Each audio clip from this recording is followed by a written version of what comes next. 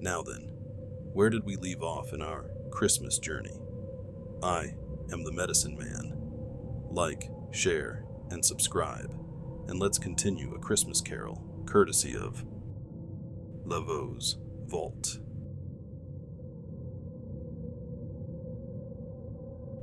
Chapter 2, The First of the Three Spirits.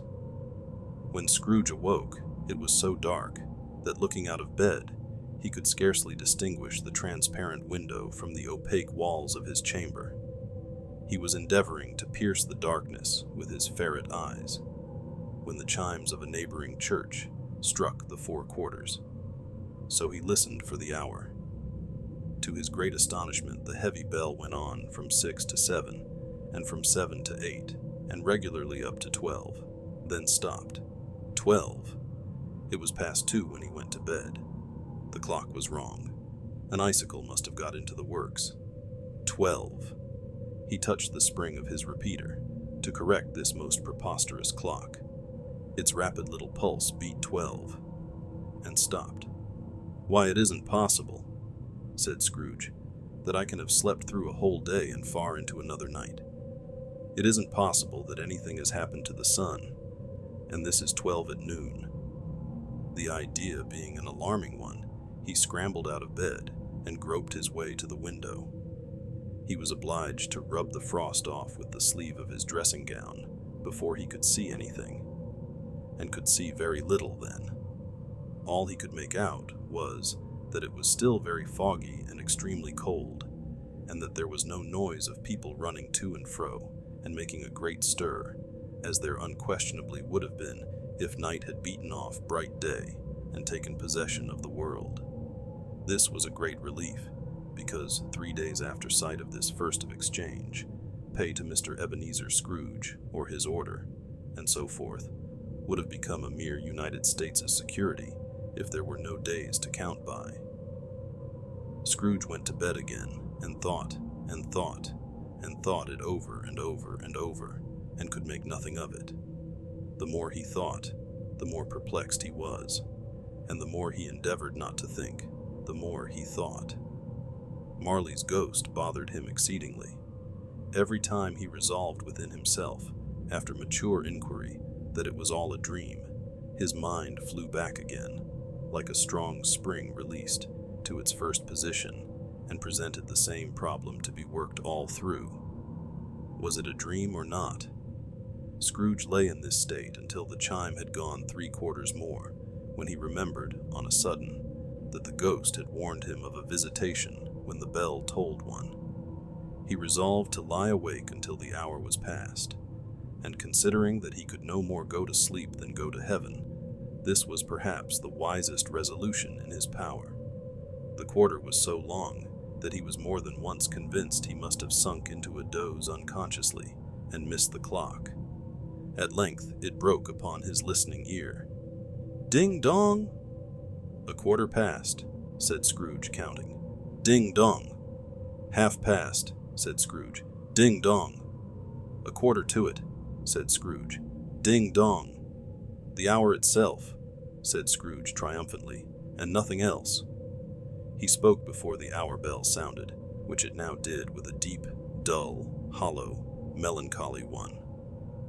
Light flashed up in the room upon the instant, and the curtains of his bed were drawn. The curtains of his bed were drawn aside, I tell you, by a hand. Not the curtains at his feet, nor the curtains at his back, but those to which his face was addressed. The curtains of his bed were drawn aside, and Scrooge, starting up into a half-recumbent attitude, found himself face to face with the unearthly visitor who drew them. As close to it as I am now to you, and I am standing in the spirit at your elbow. It was a strange figure, like a child, yet not so like a child as like an old man, viewed through some supernatural medium, which gave him the appearance of having receded from the view, and being diminished to a child's proportions. Its hair, which hung about its neck and down its back, was white as if with age, and yet the face had not a wrinkle in it, and the tenderest bloom was on the skin. The arms were very long and muscular, the hands the same, as if its hold were of uncommon strength. Its legs and feet, most delicately formed, were, like those upper members, bare. It wore a tunic of the purest white, and round its waist was bound a lustrous belt, the sheen of which was beautiful. It held a branch of fresh green holly in its hand, and, in singular contradiction of that wintry emblem, had its dress trimmed with summer flowers. But the strangest thing about it was that from the crown of its head there sprung a bright, clear jet of light, by which all this was visible, and which was doubtless the occasion of its using, in its duller moments, a great extinguisher for a cap, which it now held under its arm. Even this, though, when Scrooge looked at it with increasing steadiness, was not its strangest quality, for as its belt sparkled and glittered now in one part, and now in another, and what was light one instant, at another time was dark, so the figure itself fluctuated in its distinctness, being now a thing with one arm, now with one leg, now with 20 legs, now a pair of legs without a head, now a head without a body, of which dissolving parts no outline would be visible in the dense gloom wherein they melted away, and in the very wonder of this, it would be itself again, distinct and clear as ever. "Are you the spirit, sir, whose coming was foretold to me?" asked Scrooge. "I am." The voice was soft and gentle, singularly low, as if instead of being so close beside him, it were at a distance. "Who, and what are you?" Scrooge demanded. "I am the ghost of Christmas past." "Long past?" inquired Scrooge, observant of its dwarfish stature. "No, your past." Perhaps Scrooge could not have told anybody why, if anybody could have asked him, but he had a special desire to see the spirit in his cap, and begged him to be covered. "What?" exclaimed the ghost. "Would you so soon put out, with worldly hands, the light I give? Is it not enough that you are one of those whose passions made this cap, and force me through whole trains of years to wear it low upon my brow?" Scrooge reverently disclaimed all intention to offend or any knowledge of having willfully bonneted the spirit at any period of his life. He then made bold to inquire what business brought him there. "Your welfare," said the ghost. Scrooge expressed himself much obliged, but could not help thinking that a night of unbroken rest would have been more conducive to that end. The spirit must have heard him thinking, for it said immediately, "Your reclamation, then. Take heed." It put out its strong hand as it spoke, and clasped him gently by the arm. "Rise, and walk with me." It would have been in vain for Scrooge to plead that the weather and the hour were not adapted to pedestrian purposes. That bed was warm, and the thermometer a long way below freezing. That he was clad but lightly in his slippers, dressing gown, and nightcap, and that he had a cold upon him at that time. The grasp, though gentle as a woman's hand, was not to be resisted. He rose, but finding that the spirit made towards the window, clasped his robe in supplication. "I am a mortal," Scrooge remonstrated, "and liable to fall." "Bear but a touch of my hand there," said the spirit, laying it upon his heart, "and you shall be upheld in more than this." As the words were spoken, they passed through the wall, and stood upon an open country road, with fields on either hand. The city had entirely vanished. Not a vestige of it was to be seen. The darkness and the mist had vanished with it, for it was a clear, cold winter day, with snow upon the ground. "Good heaven," said Scrooge, clasping his hands together as he looked about him. "I was bred in this place. I was a boy here." The spirit gazed upon him mildly. Its gentle touch, though it had been light and instantaneous, appeared still present to the old man's sense of feeling.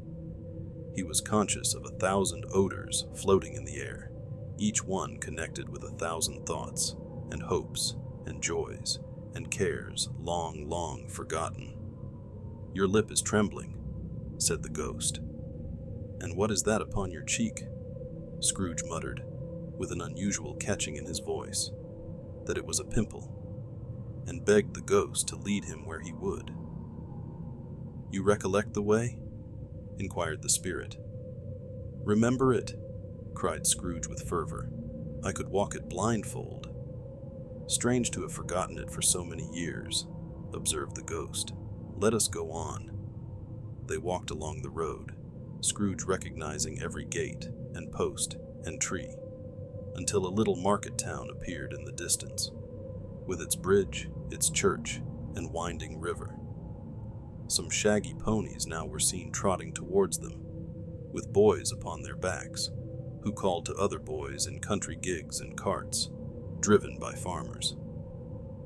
All these boys were in great spirits, and shouted to each other until the broad fields were so full of merry music that the crisp air laughed to hear it. "These are but shadows of the things that have been," said the ghost. "They have no consciousness of us." The jocund travelers came on, and as they came, Scrooge knew and named them every one. Why was he rejoiced beyond all bounds to see them? Why did his cold eye glisten and his heart leap up as they went past? Why was he filled with gladness when he heard them give each other Merry Christmas, as they parted at crossroads and byways, for their several homes? What was Merry Christmas to Scrooge? Out upon Merry Christmas. What good had it ever done to him?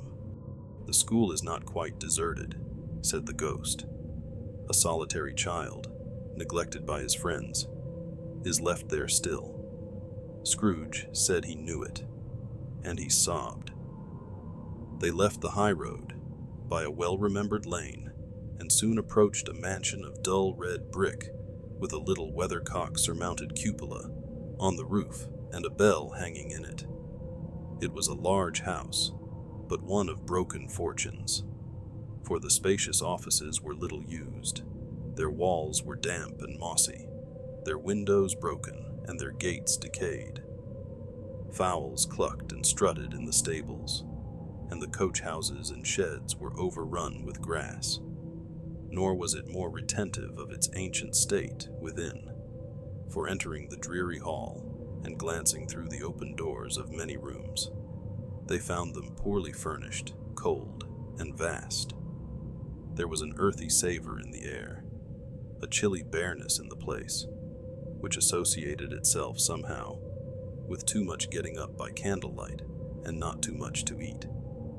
They went, the ghost and Scrooge, across the hall to a door at the back of the house.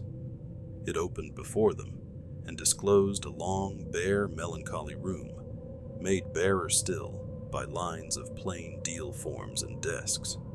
At one of these, a lonely boy was reading near a feeble fire, and Scrooge sat down upon a form and wept to see his poor, forgotten self as he used to be. Not a latent echo in the house, not a squeak and scuffle from the mice behind the paneling, not a drip from the half-thawed waterspout in the dull yard behind, not a sigh among the leafless boughs of one despondent poplar, not the idle swinging of an empty storehouse door. No, not a clicking in the fire, but fell upon the heart of Scrooge with a softening influence, and gave a freer passage to his tears. The spirit touched him on the arm, and pointed to his younger self, intent upon his reading. Suddenly a man in foreign garments, wonderfully real and distinct to look at, stood outside the window, with an axe stuck in his belt, and leading by the bridle an ass laden with wood. "Why, it's Ali Baba!" Scrooge exclaimed in ecstasy. "It's dear old honest Ali Baba. Yes, I know. One Christmas time, when yonder solitary child was left here all alone, he did come for the first time, just like that. Poor boy. And Valentine," said Scrooge, "and his wild brother Orson. There they go. And what's his name, who was put down in his drawers, asleep at the gate of Damascus? Don't you see him? And the Sultan's groom turned upside down by the genii. There he is upon his head. Serve him right, I'm glad of it. What business had he to be married to the princess? To hear Scrooge expending all the earnestness of his nature on such subjects, in a most extraordinary voice between laughing and crying, and to see his heightened and excited face, would have been a surprise to his business friends in the city indeed. "There's the parrot," cried Scrooge, "green body and yellow tail, with a thing like a lettuce growing out of the top of his head. There he is. Poor Robin Crusoe, he called him, when he came home again after sailing round the island. Poor Robin Crusoe. Where have you been, Robin Crusoe?" The man thought he was dreaming, but he wasn't. It was the parrot, you know. There goes Friday, running for his life to the little creek. Hullo, hoop, hullo. Then, with a rapidity of transition very foreign to his usual character, he said in pity for his former self, "Poor boy," and cried again. "I wish," Scrooge muttered, putting his hand in his pocket and looking about him, after drying his eyes with his cuff. "But it's too late now." "What is the matter?" asked the spirit. "Nothing," said Scrooge. "Nothing. There was a boy singing a Christmas carol at my door last night. I should like to have given him something, that's all." The ghost smiled thoughtfully and waved its hand, saying as it did so, "Let us see another Christmas." Scrooge's former self grew larger at the words, and the room became a little darker and more dirty. The panels shrunk, the windows cracked, fragments of plaster fell out of the ceiling, and the naked laths were shown instead. But how all this was brought about, Scrooge knew no more than you do. He only knew that it was quite correct, that everything had happened so, that there he was, alone again, when all the other boys had gone home for the jolly holidays. He was not reading now, but walking up and down despairingly. Scrooge looked at the ghost, and with a mournful shaking of his head, glanced anxiously towards the door. It opened, and a little girl, much younger than the boy, came darting in, and putting her arms about his neck, and often kissing him, addressed him as her dear, dear brother. "I have come to bring you home, dear brother," said the child, clapping her tiny hands and bending down to laugh. "To bring you home, home, home." "Home, little fan," returned the boy. "Yes," said the child, brimful of glee. "Home, for good and all. Home, forever and ever. Father is so much kinder than he used to be, that home's like heaven. He spoke so gently to me one dear night when I was going to bed, that I was not afraid to ask him once more if you might come home. And he said, yes, you should, and sent me in a coach to bring you. And you're to be a man," said the child, opening her eyes, "and are never to come back here. But first, we're to be together all the Christmas long, and have the merriest time in all the world." "You are quite a woman, little fan," exclaimed the boy. She clapped her hands and laughed, and tried to touch his head, but being too little, laughed again, and stood on tiptoe to embrace him. Then she began to drag him, in her childish eagerness, towards the door, and he, nothing loth to go, accompanied her. A terrible voice in the hall cried, "Bring down Master Scrooge's box there." And in the hall appeared the schoolmaster himself, who glared on Master Scrooge with a ferocious condescension, and threw him into a dreadful state of mind by shaking hands with him. He then conveyed him and his sister into the veriest old well of a shivering best parlor that ever was seen, where the maps upon the wall, and the celestial and terrestrial globes in the windows, were waxy with cold.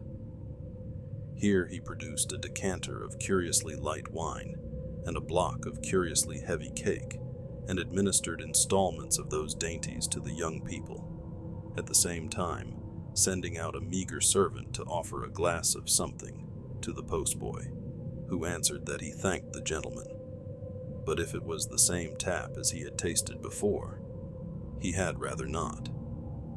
Master Scrooge's trunk, being by this time tied onto the top of the chaise. The children bade the schoolmaster goodbye right willingly, and getting into it, drove gaily down the garden sweep, the quick wheels dashing the hoar-frost and snow from off the dark leaves of the evergreens, like spray. Always a delicate creature, whom a breath might have withered, said the ghost, but she had a large heart. So she had, cried Scrooge. You're right. I will not gainsay it, spirit. God forbid. She died a woman, said the ghost, and had, as I think, children. One child, Scrooge returned. True, said the ghost. Your nephew. Scrooge seemed uneasy in his mind, and answered briefly, yes. Although they had but that moment left the school behind them, they were now in the busy thoroughfares of a city, where shadowy passengers passed and repassed, where shadowy carts and coaches battled for the way, and all the strife and tumult of a real city were. It was made plain enough, by the dressing of the shops, that here too it was Christmas time again. But it was evening, and the streets were lighted up.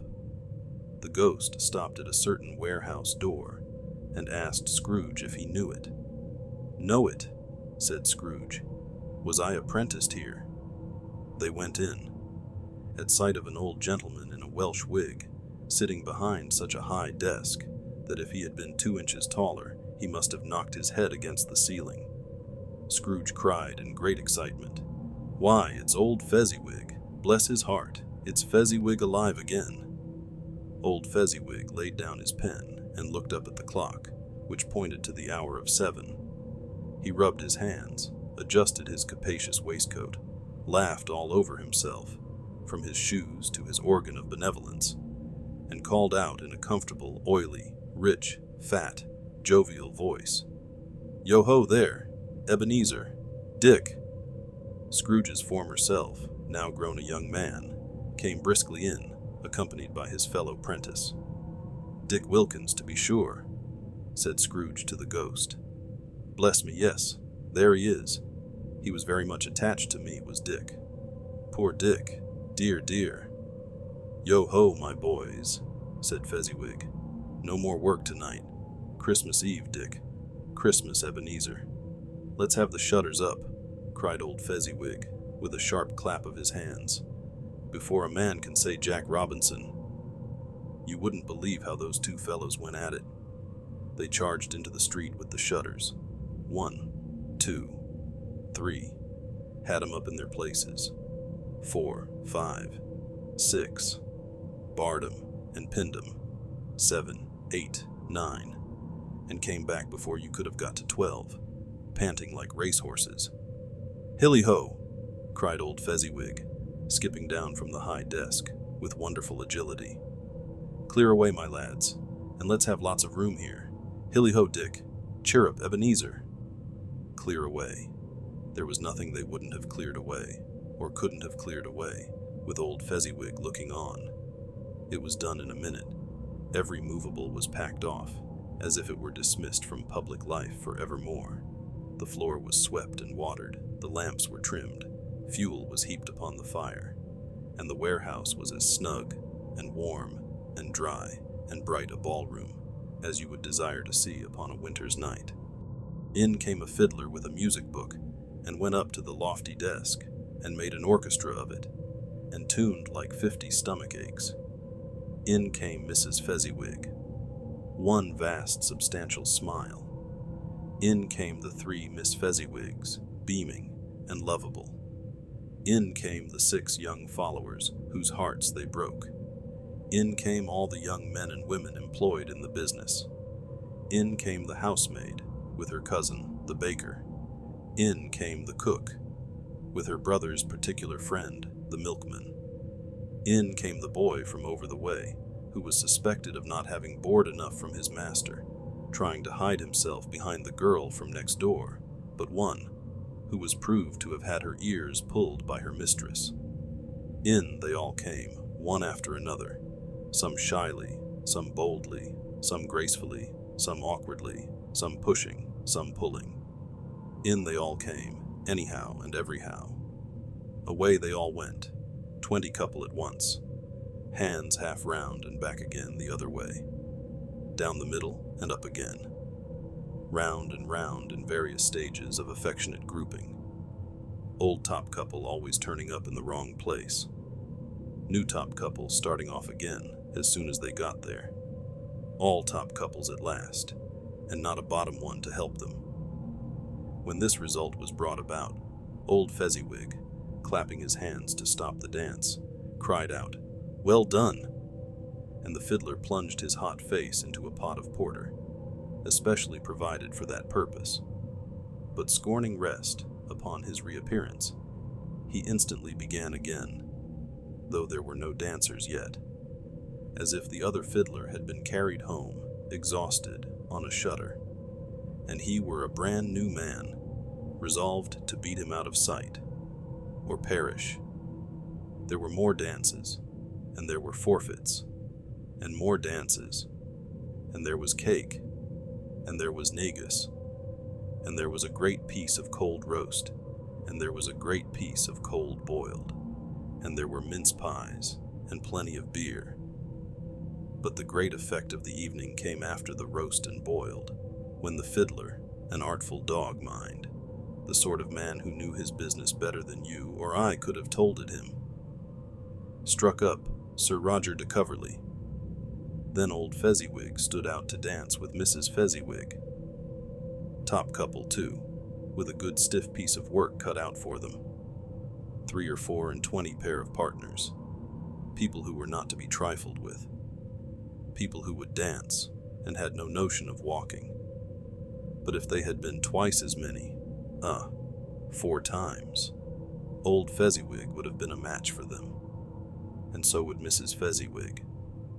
As to her, she was worthy to be his partner in every sense of the term. If that's not high praise, tell me higher, and I'll use it. A positive light appeared to issue from Fezziwig's calves. They shone in every part of the dance like moons. You couldn't have predicted, at any given time, what would have become of them next. And when old Fezziwig and Mrs. Fezziwig had gone all through the dance, advance and retire, both hands to your partner, bow and curtsy, corkscrew, thread the needle, and back again to your place. Fezziwig cut so deftly that he appeared to wink with his legs and came upon his feet again without a stagger. When the clock struck 11, this domestic ball broke up. Mr. and Mrs. Fezziwig took their stations, one on either side of the door, and shaking hands with every person individually as he or she went out, wished him or her a Merry Christmas. When everybody had retired but the 2 prentices, they did the same to them, and thus the cheerful voices died away, and the lads were left to their beds, which were under a counter in the back shop. During the whole of this time, Scrooge had acted like a man out of his wits. His heart and soul were in the scene, and with his former self. He corroborated everything, remembered everything, enjoyed everything, and underwent the strangest agitation. It was not until now, when the bright faces of his former self and Dick were turned from them, that he remembered the ghost, and became conscious that it was looking full upon him, while the light upon its head burnt very clear. "A small matter," said the ghost, "to make these silly folks so full of gratitude." "Small," echoed Scrooge. The spirit signed to him to listen to the 2 apprentices, who were pouring out their hearts in praise of Fezziwig, and when he had done so, said, "Why, is it not? He has spent but a few pounds of your mortal money, 3 or 4 perhaps. Is that so much that he deserves this praise?" "It isn't that," said Scrooge, heated by the remark, and speaking unconsciously, like his former, not his latter, self. "It isn't that, spirit. He has the power to render us happy or unhappy, to make our service light or burdensome, a pleasure or a toil. Say that his power lies in words and looks, in things so slight and insignificant that it is impossible to add and count them up. What then? The happiness he gives is quite as great as if it cost a fortune." He felt the spirit's glance and stopped. "What is the matter?" asked the ghost. "Nothing particular," said Scrooge. "Something, I think," the ghost insisted.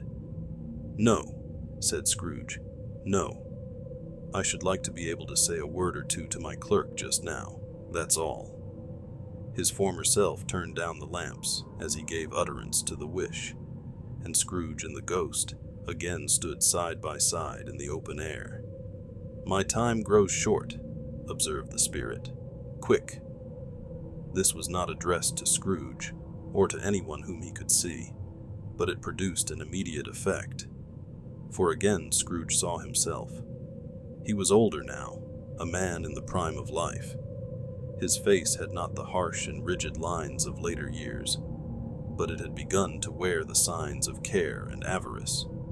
There was an eager, greedy, restless motion in the eye, which showed the passion that had taken root, and where the shadow of the growing tree would fall. He was not alone, but sat by the side of a fair young girl in a mourning dress, in whose eyes there were tears, which sparkled in the light that shone out of the ghost of Christmas past.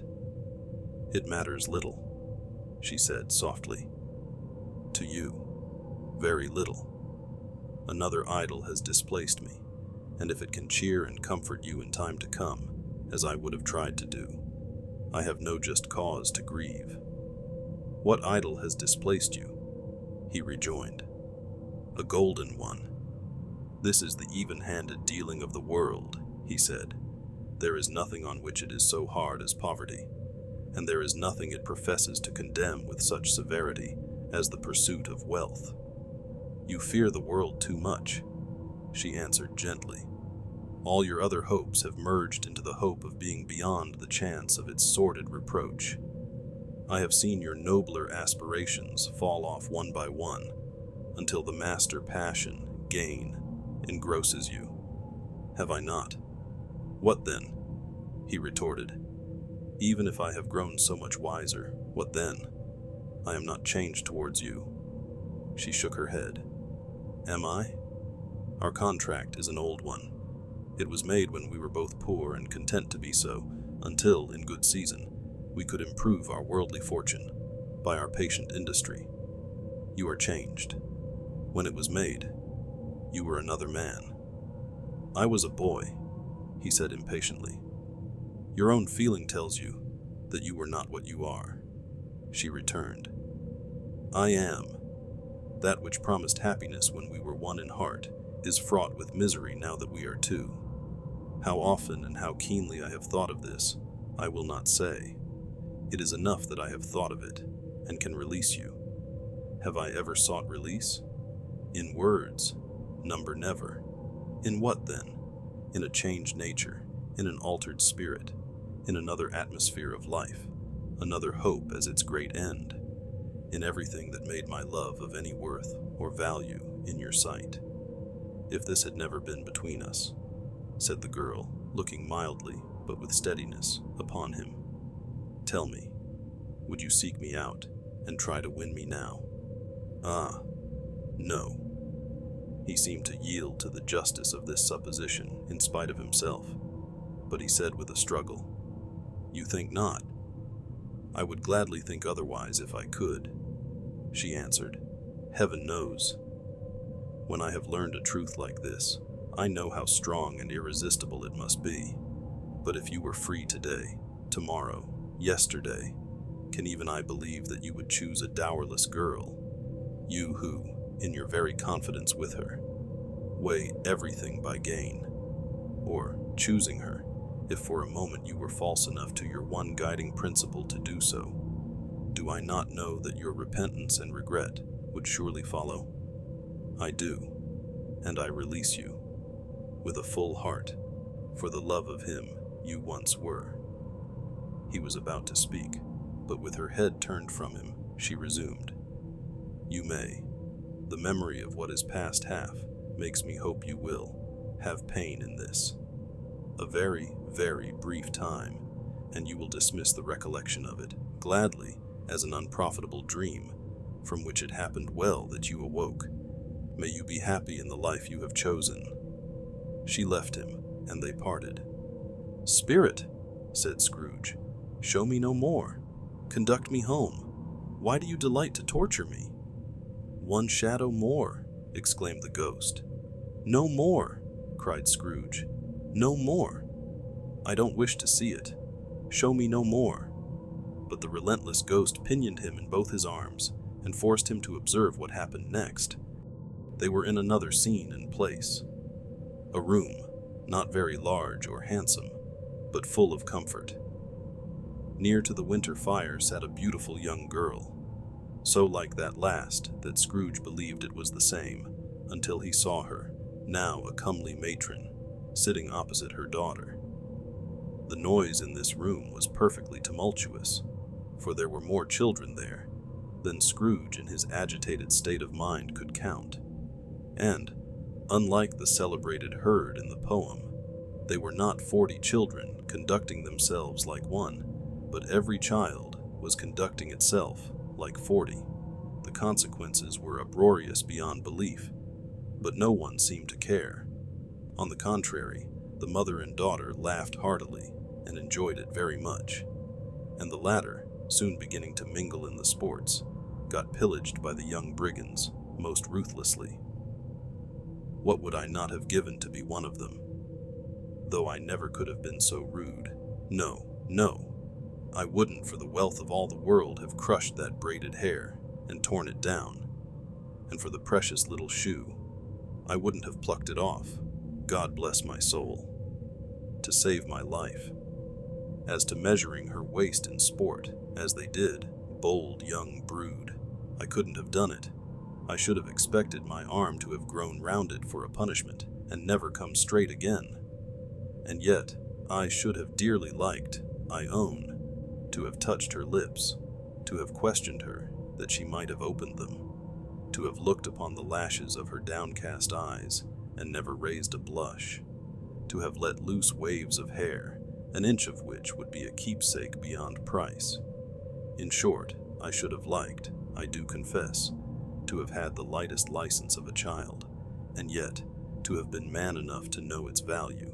But now, a knocking at the door was heard, and such a rush immediately ensued, that she, with laughing face and plundered dress, was borne towards it, the center of a flushed and boisterous group, just in time to greet the father, who came home attended by a man laden with Christmas toys and presents. Then the shouting, and the struggling, and the onslaught that was made on the defenseless porter, the scaling him with chairs for ladders to dive into his pockets, despoil him of brown paper parcels, hold on tight by his cravat, hug him round his neck, pommel his back, and kick his legs in irrepressible affection. The shouts of wonder and delight with which the development of every package was received. The terrible announcement that the baby had been taken in the act of putting a doll's frying pan into his mouth, and was more than suspected of having swallowed a fictitious turkey glued on a wooden platter. The immense relief of finding this a false alarm, the joy and gratitude and ecstasy, they are all indescribable alike. It is enough that by degrees the children and their emotions got out of the parlor, and by one stair at a time, up to the top of the house, where they went to bed, and so subsided. And now Scrooge looked on more attentively than ever, when the master of the house, having his daughter leaning fondly on him, sat down with her and her mother at his own fireside, and when he thought that such another creature, quite as graceful and as full of promise, might have called him father, and been a springtime in the haggard winter of his life, his sight grew very dim indeed.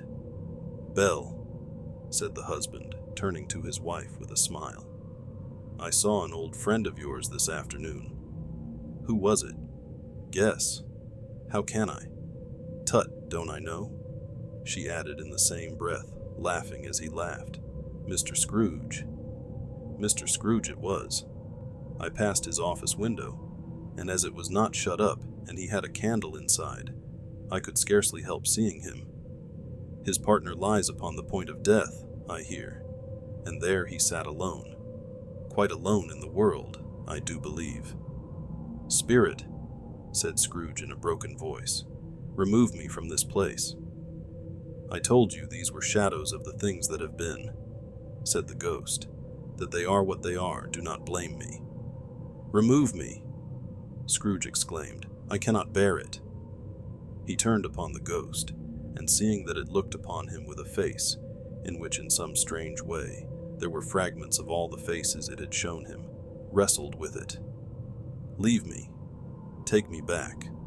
Haunt me no longer." In the struggle, if that can be called a struggle in which the ghost, with no visible resistance on its own part, was undisturbed by any effort of its adversary, Scrooge observed that its light was burning high and bright, and dimly connecting that with its influence over him, he seized the extinguisher cap, and by a sudden action pressed it down upon its head. The spirit dropped beneath it, so that the extinguisher covered its whole form. But though Scrooge pressed it down with all his force, he could not hide the light, which streamed from under it in an unbroken flood upon the ground. He was conscious of being exhausted and overcome by an irresistible drowsiness, and further, of being in his own bedroom. He gave the cap a parting squeeze, in which his hand relaxed, and had barely time to reel to bed before he sank into a heavy sleep.